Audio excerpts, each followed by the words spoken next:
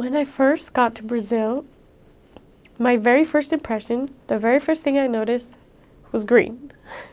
Green everywhere. Where I live, there's trees and grass, but it's not that much vegetation. But over there, it's everywhere, and it's just beautiful.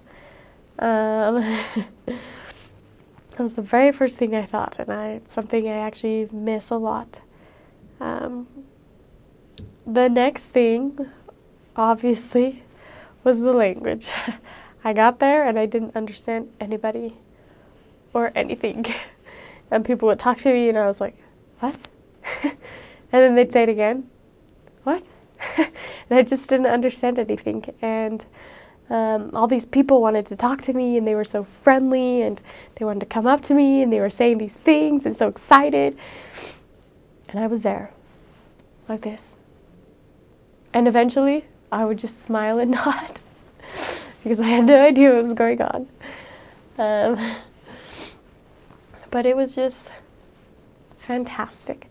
It was incredible. The people are so loving. They want to talk to you. They want to know about you. Something that was great was that people love letting you into their houses. That was really good for us. They love to hear about God. And so they always say that. They say whatever message that's talking about God is welcome in my house. And it was so great.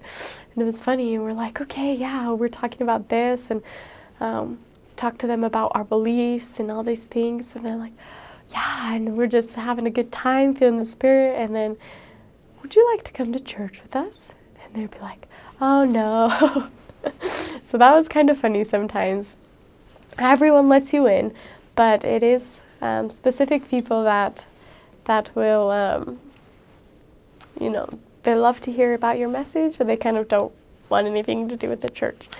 And so that's kind of something to expect, just expect everyone let you into their house and they'll give you food and they'll treat you so well.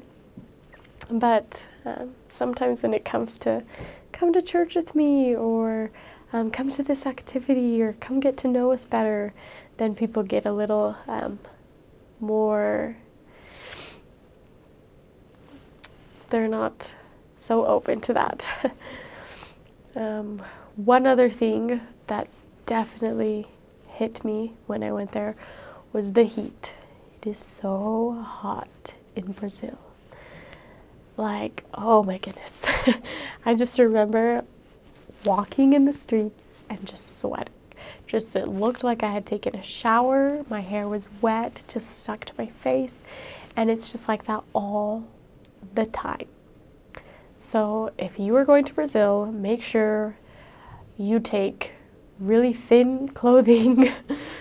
I guess for elders, it kind of sucks because it's just kind of the same clothing that you guys have to wear. But if you're a sister, take a bunch of t-shirts that don't need undershirts, light skirts, because it is hot. It is very, very hot in Brazil. I actually got heat stroke a couple of times because of the heat, and it's just wet and sticky and all the time. There are some places where it's cold too, so kind of depends on where you go in Brazil. If you're more south, then it'll probably get more cold. The more north you go, the hotter it gets. But yeah, that was one thing that was just, sometimes it just sucked, just sweating all the time. The church over there is growing like crazy. The people are just so ready. They're ready to hear the gospel.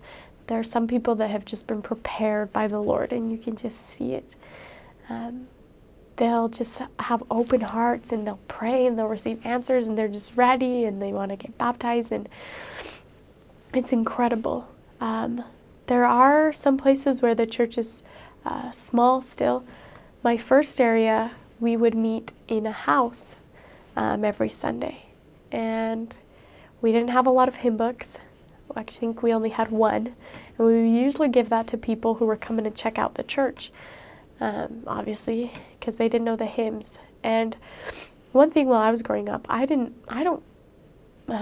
know some of the hymns by heart, but a lot of them I don't, because I've just always been relying on the hymn book that we have. And I thought it was so incredible to see how faithful the members are over there. We would meet in this little house, and they had almost no hymn books, and they would just sing all the hymns. They just knew it by heart. They didn't complain that they didn't have a lot of hymn books. They didn't, I don't know, they just didn't complain. They never murmured. Instead of complaining, they just took the time to learn them, to memorize them. And so any number that they would put up there, oh, they all just knew it, and they would start singing, and it was incredible to see the faith that they have. And even when a church is small in numbers, the Spirit is so big. But it's just growing. That house that I used to be at is now a church. They actually were able to build a church there. And it's just growing, and these people are just so ready for the gospel. So if you are going to Brazil to serve a mission, just be prepared that you will find many people, that are prepared and ready to hear the gospel. The church is incredible over there. Obviously, it's the same church here as over there. The buildings are a little different. And the hymns, I love the way that Brazilians sing. They sing with everything, and they just sing so loud, and it just fills up the entire building. But it's just incredible. It's different from here, but it's amazing.